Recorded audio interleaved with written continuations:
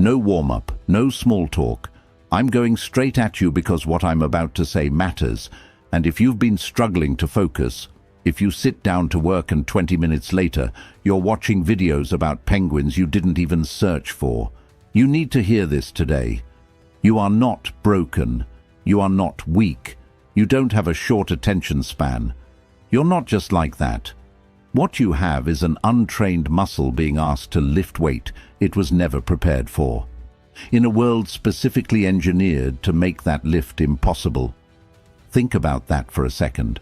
The apps you open every morning were designed by teams of engineers, psychologists, and behavioral scientists whose entire job was to make sure you cannot put them down. They get paid based on how many seconds of your attention they can capture, and they are very, very good at it. Now, you're going up against that, with willpower alone. No wonder it feels like losing. But here's what changes everything, and I mean this.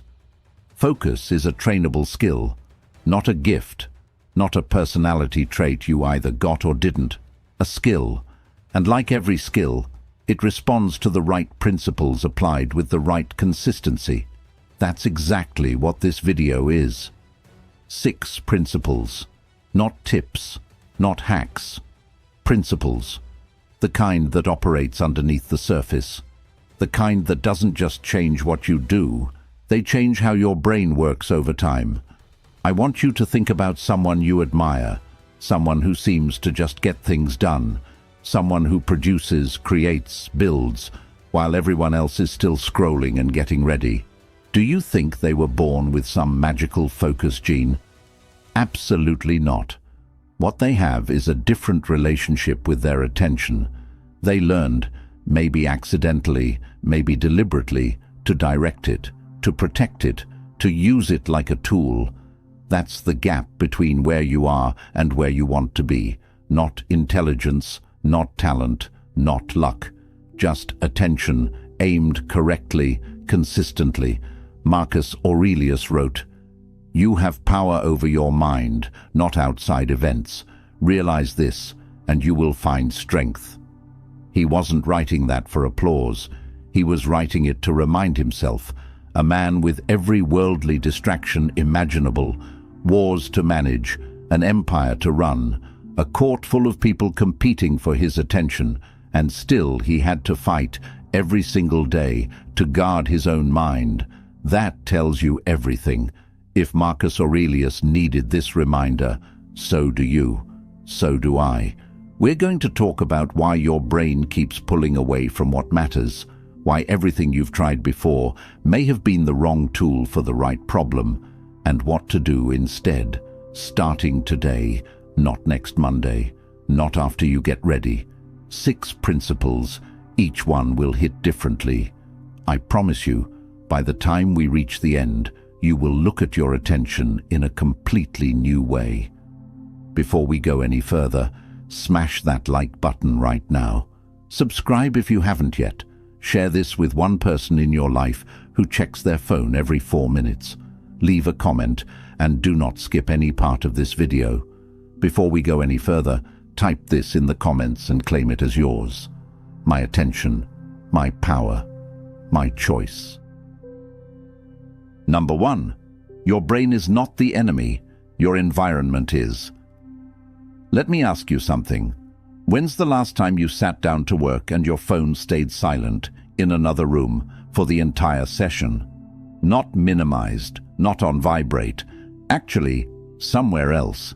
If that felt uncomfortable to even imagine, that discomfort, that's data. Here's what's really going on inside your skull. Your brain has an alerting system. Scientists sometimes call it the salience network. It was forged over hundreds of thousands of years of evolution. Its job is to notice change, movement, novelty, potential threat, potential reward. It's incredibly fast, deeply automatic, and it operates below your conscious awareness. Every notification sound, every red badge on an app, every scroll that loads something new, these are all lighting up that ancient system. Your brain isn't misbehaving when it gets pulled away. It's doing precisely what it evolved to do. The mismatch is that this system was built for a savanna, not a smartphone. Dr. Gloria Mark at UC Irvine spent years studying workplace interruptions. What she found was stark. After a single interruption, the average person takes more than 23 minutes to return to their original level of focus with the task they were doing. 23 minutes for one ping. Now multiply that across your actual day. Let's say you get interrupted just 6 times in a workday, which is honestly a low estimate. That's potentially 2.5 hours of fractured, low-quality attention. 2.5 hours you worked but didn't really work. 2.5 hours you were present but not there. And at the end of the day, you can't figure out why you feel exhausted but haven't moved anything forward. Now you know why. This is not a character flaw. This is a design problem. And the moment you see it as a design problem, you stop beating yourself up and start solving it instead. That shift alone, from self-blame to strategy, is where real change begins. Here's the part people overlook. Proximity matters even when the phone is silent. Research out of the University of Texas found that just having your smartphone sitting on your desk, even face down, even turned off, measurably reduces your available cognitive capacity. Your brain is partly occupied just by knowing it's there. It's spending background energy resisting the urge to check it, even when you don't feel like you're thinking about it at all. The phone in the other room isn't just a physical move, it's a neurological one. Abraham Lincoln once said, "Give me 6 hours to chop down a tree, and I will spend the first 4 sharpening the axe." Lincoln's principle applies here directly. Before you sit down to focus, your first job is to sharpen the environment. Remove what pulls. Reduce the friction between you and the work. Increase the friction between you and the distractions. Here are concrete moves. Put your phone in a different room, not just flipped over. A different room. Close every browser tab that isn't directly related to what you're doing. If you work from home, communicate to the people around you that a certain window of time is not interruptible. Use website blockers during focused sessions. Turn off every notification. Not just silence them. Turn them off entirely. Think about it this way. A surgeon doesn't walk into an operating room and just hope the environment cooperates. The room is sterile. The tools are arranged. Every unnecessary variable has been controlled before the procedure begins. The surgeon's only job in that room is the surgery. That level of environmental intentionality is exactly what your focused work deserves. Your work matters. Treat the space where you do it like it does. This isn't about becoming someone who lives in a bunker. It's about accepting one honest truth. Your environment is constantly making decisions for you. The question is whether those decisions are ones you'd actually choose, or ones that were made for you by someone whose entire business model depends on your distraction. Design your space before your space designs your results. If you're ready to take control of your space, drop this below and mean it. Better environment, sharper focus. Number 2, the multitasking lies that's silently draining you. Here's something that should make you angry. For years, maybe decades, multitasking was sold as a superpower. Do more at once. Handle everything simultaneously.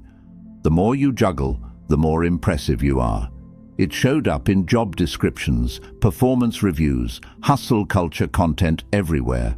It was a lie, a well-marketed, deeply damaging lie. Your brain does not multitask, period.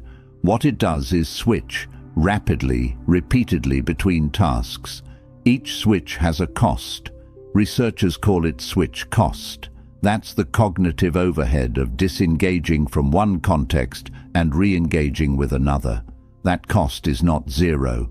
Studies at the University of Michigan estimated it can add up to 40% more time to complete a set of tasks when you're switching between them versus doing each one straight through. 40%. That's not a rounding error. If you work 8 hours and you're multitasking throughout, you may be getting 5 hours of real output while feeling like you worked 8, and wondering why you're exhausted and behind.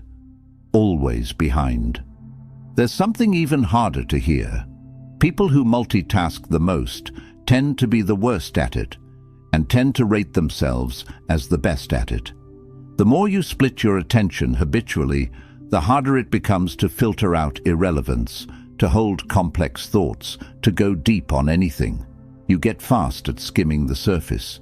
You lose the capacity for depth. And depth, the ability to think hard about hard things for extended periods, is where all the real value gets created. Think about the work that has actually mattered in your life. The work you're proud of. The writing, the problem-solving, the creative thinking that produced something real. Was any of that done in 15-minute windows between notifications? Almost certainly not. It happened when you were locked in, when the rest of the world fell away, when it was just you and the work. That state doesn't happen by accident, and it cannot happen when your attention is fractured. Bruce Lee said it simply and directly. Concentration is the root of all the higher abilities in man. That word, root, not a helpful tool, root, meaning everything else grows from it or doesn't grow at all. Your creativity, your problem-solving, your emotional intelligence, your ability to learn and retain, all of it is downstream of your ability to concentrate. You can't optimize the branches if the root is starving. So, what do you actually do instead? You work in what I call singular focus windows. One task, one goal, one defined time block. Everything else is closed, not minimized, closed. You make a conscious agreement with yourself. For the next 45 minutes, this is the only thing that exists. Start with 25 minutes, if that sounds impossible. Use a physical timer, not your phone timer. A physical one. When the timer goes off, take a real break. Not check Instagram quickly. Stand up, walk around, look out a window, drink some water. Let your brain decompress before you go again. Here's what will happen. The first few sessions will feel uncomfortable. Your brain will generate urgent-seeming thoughts. It will try to convince you that right now, during your focus block, is the critical moment to check your email or remember that thing you forgot. That urgency is manufactured. It's your conditioned brain protesting the change. Push through it. By the third or fourth session, something shifts. The work starts pulling you in rather than pushing you away. Ideas connect. Progress compounds. You finish a session and realize without checking your phone once that you moved something forward that actually matters. That feeling is addictive in the best possible way. The output you get from 90 minutes of single focus work will outperform what most people produce in a full distracted workday. Not because you worked harder, because you worked whole. If you're done splitting yourself in 100 directions, prove it right now. One thing, full fire. Number 3, train the return. The discipline nobody talks about. Pay attention to this one, because this is the one that separates people who read productivity articles from people who actually change. Your mind will wander. I'm not asking you to stop that. Nobody stops that. The most focused people on earth, meditators with decades of practice, elite performers, surgeons mid-operation, they all experience mind-wandering. The brain drifts. That's not the problem. The problem, and the practice, is what happens next. Most people, when they notice their mind has drifted, do one of two things. They either chase the drift, follow that random thought about what they need to buy at the store, which leads to their phone, which leads to 10 other things, or they get frustrated with themselves, feel like they've failed, and lose more time to self-criticism than they lost to the original distraction. Both of those responses cost you badly. William James was the father of American psychology. He identified something over a century ago that still stands. He wrote that the ability to voluntarily bring back a wandering attention over and over again is the very root of judgment, character, and will. He wasn't saying don't wander. He was saying the practice is in the return. The faculty of voluntarily bringing back a wandering attention over and over again is the very root of judgment, character, and will. Read that again. He called it the root of character, not productivity, character, will. The deepest parts of who you are as a person appear to be shaped by this one simple, repeatable act, noticing you've drifted and choosing to come back. Each time your mind drifts and you notice it, without drama, without self-blame, and you bring it back to the work, that is a rep. That is literally your attention muscle contracting under load, and like every muscle, it gets stronger the more reps you give it. 10 returns in a session is 10 reps. 20 sessions over a month is hundreds of reps. Do you see what that compounds into? Harvard psychologists ran a study using an app that pinged thousands of participants at random moments throughout the day, asking 2 questions. What are you doing right now? And is your mind on it? The results were striking. People's minds were elsewhere about 47% of the time, nearly half of their waking hours, and mind wandering, the data showed, was consistently associated with lower reported well-being, regardless of what activity the person was doing. Let that sit for a moment. It wasn't the difficult activities that made people unhappy. It wasn't boredom or stress or hard work. It was the absence of presence. The drift itself, regardless of where the mind went, correlated with feeling worse. Your attention quality shapes your life quality, not just your work output. Your actual lived experience, moment to moment, is colored by where your mind is. So, here's the practice. When you sit down to work, set an intention out loud. Say it. For the next 30 minutes, I am working on this. When you drift, and you will, you'll catch it. When you catch it, you don't judge it. You don't sigh. You don't start a mental monologue about how you always do this. You just come back. No speech, no spiral. One quiet redirect. That's it. That is the entire practice. It sounds almost insultingly simple, but try it for 30 consecutive days and then tell me your mind works the same way it did before. I promise you it won't. Every time you came back after drifting, that was a win. Celebrate it right here. I drift. I return. I win. Number 4. Your body is the hardware your focus runs on. I'm going to say something that might sting a little. If you're sleeping 5 or 6 hours a night and wondering why you can't concentrate, that's the answer. Right there. That's the whole answer. Focus is not a purely mental experience. Your brain is a physical organ. It runs on blood sugar, on oxygen, on neurotransmitters that are synthesized during sleep and degraded by chronic stress. When the hardware is compromised, the software cannot run properly. No amount of intention or discipline overrides biology. Biology wins, every time. Here's what's actually happening when you're sleep-deprived and trying to focus. The prefrontal cortex, which is the part of your brain responsible for attention, decision-making, and impulse control, starts going offline. Not dramatically, subtly. Your reaction times slow. Your ability to filter irrelevant information weakens. Your tolerance for cognitive effort drops. You start gravitating toward easier tasks, shorter feedback loops, lower hanging fruit. And you don't even notice it happening because your ability to assess your own performance is also impaired.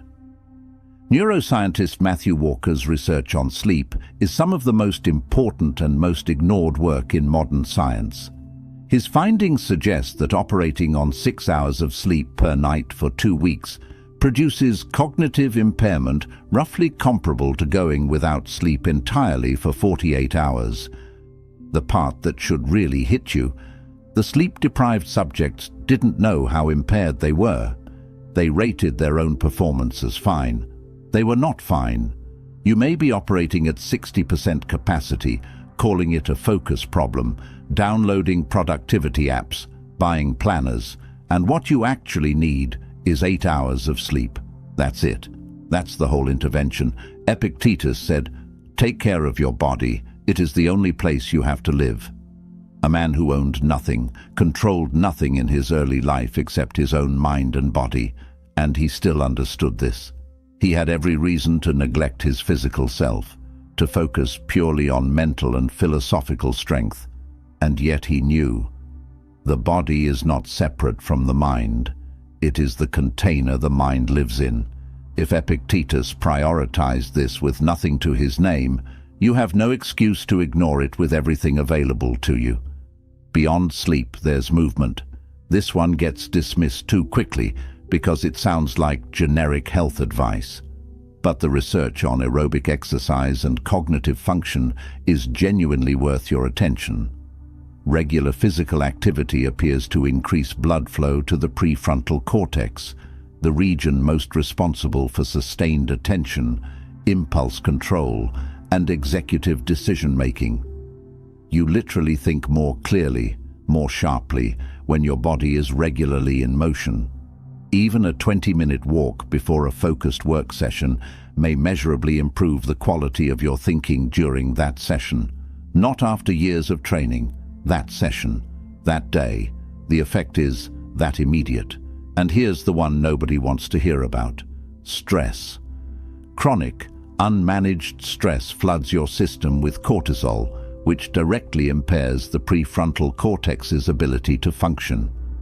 When you are constantly stressed, constantly overextended, constantly running on empty, you are chemically undermining your own ability to focus.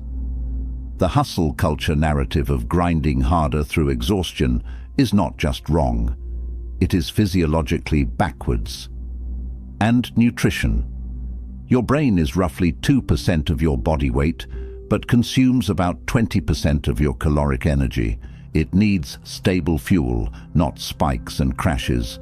Processed sugar creates exactly the kind of energy roller coaster that makes sustained attention nearly impossible. Real food, eaten at reasonable times with enough water. These aren't wellness trends, they're operating conditions for the organ you're trying to improve. Here's the hard truth nobody in the productivity space wants to say plainly. You can have the best systems in the world, the most carefully designed environment, the strongest intentions. And if you're chronically sleep-deprived, sedentary, and running on caffeine and stress, your focus ceiling is low, non-negotiably low. Protect the hardware. The software depends on it entirely. If you're finally going to start treating your body like the asset it is, say it loud. Strong body, locked mind. Number 5. Stop deciding in the moment. Preload your intentions. Here's a pattern I want you to recognize in yourself. You sit down in the morning. You have a vague sense of what you should be doing. But instead of going straight to that thing, you check email first, just to see if anything urgent came in. Then a message catches your eye. Then you respond. Then you look at what you were doing before the email. Then something else surfaces. 2 hours pass. You've been busy the entire time. You haven't moved anything forward that actually matters to you. Sound familiar? Most people would answer yes, and most people would blame themselves for lack of discipline or motivation. But that's the wrong diagnosis. This isn't a motivation problem, it's a decision architecture problem. When you sit down without a clear pre-made decision about what you're doing first, your brain defaults to whatever is easiest, most familiar, or most immediately rewarding. Email wins, notifications win, reactive tasks win. The things that actually matter, the deep, difficult, important work, get pushed to later. Later usually becomes tomorrow. Tomorrow becomes next week. Next week becomes the thing you're still not doing a year from now. There's a principle in behavioral research called decision fatigue. Your capacity to make high-quality decisions appears to diminish across the course of a day as you make more of them.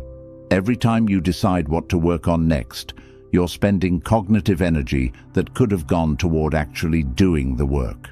By early afternoon, your brain is making lazier choices, defaulting to easier, lower-stakes tasks, without you even realizing it. The judge who makes parole decisions in the morning approves more requests than the same judge in the afternoon. Not because the case is changed, because the brain changed. Your best decision-making window is your first 2 hours, and most people spend those hours clearing out their inbox. Peter Drucker spent his career watching how people and organizations actually used their time versus how they thought they did. He observed, "What gets scheduled gets done. What gets left open gets swallowed." The gap, he found, was almost always enormous. What looked like a busy, productive schedule was often a reactive maze. Responding, adjusting, putting out fires, filling the day with activity that felt important but moved nothing essential forward. The fix is to make the important decisions before the day starts, when your mind is fresh. Before the inbox opens, before anyone else's urgency has a chance to colonize your agenda. The night before, or first thing in the morning before you touch anything else, you identify the 1 to 3 things that genuinely matter today. Not 10, not a full list. 1 to 3. Then you assign them to specific time blocks, and those blocks are treated like appointments you cannot cancel. Not, "I'll work on the proposal sometime this morning." Instead, you say, "I will work on the proposal from 8 to 9:30. Phone in the drawer. Email closed. Door shut. Nothing else. Specificity is everything here. A vague intention is a wish. A specific intention with a time, a place, and a protected environment is a commitment. And commitments made in advance, before the chaos starts, are exponentially more likely to be kept than decisions made on the fly when everything is competing for your attention. Add transition rituals. A consistent cue that tells your brain, focus time begins now. Make a specific drink. Clear your desk deliberately. Put on a specific instrumental playlist, or choose deliberate silence. The ritual itself is less important than the consistency of it. Over weeks and months, that cue becomes a trigger. Your brain begins associating it with the focused state. Getting into deep work stops being a battle and starts being a switch you flip. This is not about becoming rigid or robotic. Life interrupts. Real urgencies arise. Flexibility matters. But there is an enormous difference between a day that flexes around a clear intention and a day that never had one. One of those days ends with progress. The other ends with exhaustion and a vague sense of having been very busy while accomplishing very little. You deserve days that end with progress. Build them the night before. Tomorrow morning, before you touch your phone, drop this in the comments and commit to it. I plan first. I win first. Number 6. Learn to sit in the fire. Boredom is where focus is forged. This is the one most people don't expect to be on this list, and it might be the most important principle of all 6. We have eliminated boredom from our lives almost completely. Think about every idle moment in your day. Waiting for coffee to brew, phone out, red light, podcast on, walking to the mailbox, earbuds in, lying in bed before sleep, screen on. We've filled every gap, every pause, every second of potential quiet. And we think it's harmless. Just filling dead time, right? Actually, it may be one of the most significant things quietly working against your ability to focus, and almost nobody is naming it for what it is. Here's the mechanism. Every time you reach for stimulation, the moment you feel unstimulated, you're training your brain to expect constant input. You're conditioning it to find the baseline, the normal, slow, unrewarding pace of real work, real thinking, real creative effort, unbearably dull. And then, when you sit down to do the hard thing, your brain fires resistance signals because the task isn't delivering dopamine fast enough to compete with everything else it's been conditioned to expect. You didn't develop a short attention span. You trained one by never practicing the alternative. Every time you chose stimulation over stillness, you reinforced the wiring. Day after day, week after week, until sitting quietly with one thing for 30 minutes feels almost physically uncomfortable. That discomfort is reversible. But you have to be willing to feel it first. Marcus Aurelius wrote something in Meditations that has stayed with thinkers for nearly 2,000 years. He wrote, "Nowhere can man find a quieter or more untroubled retreat than in his own soul." 2,000 years ago, no smartphones, no notification badges, no infinite scroll, no algorithm designed to hijack your dopamine system. And he still had to remind himself to go inward, to seek the quiet inside himself rather than the noise outside. That tells you something profound. The pull toward distraction is not a modern invention. It is a human condition. What's modern is just how aggressively it's been weaponized against you. The practice is uncomfortable but disarmingly simple. Deliberately allow yourself to be bored. Leave the podcast off on your morning walk. Just walk. Sit at your desk for 5 minutes before you start. No phone, no music, no input. Just let your mind settle like sediment in a glass of water. When you're waiting somewhere, wait. Don't fill it. Let the restlessness rise. Let it peak. And then, if you hold it long enough, watch it pass.